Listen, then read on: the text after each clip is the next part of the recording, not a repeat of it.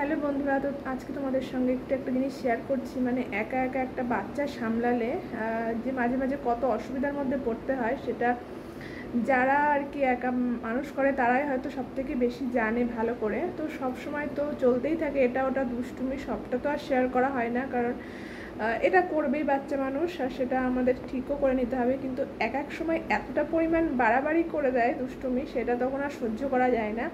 সেরকম একটা দুষ্টুমি এখন করেছে, তো তোমাদের কাছে একটু শেয়ার করি। তো আমি ওকে এখানে দাঁড় করিয়ে রেখে টয়লেটে গেছিলাম। তো বললাম, বাবা এখানে দাঁড়া, যেহেতু ওকে ঘরে আমি একা রাখি না, কারণ এটা ওটা হাতে দিতে পারে, মুখে দিতে পারে, ওই জন্য। তো এখানে দাঁড় করিয়ে রেখে আমি টয়লেটে গেছি, আর এখানে ও বেসিনের ট্যাপটা চালিয়ে দিয়েছে। দিয়ে এটা যেহেতু রোলিং, মানে এদিকে ওদিকে ঘোরে, এই জন্য ও মানে এরকম সরে গেছে। সরে গিয়ে যে জলটা পড়েছে সারা ঘরে, মানে এই নিচটা পুরো জল, এই পাশে জল জল পুরো হয়ে গেছে।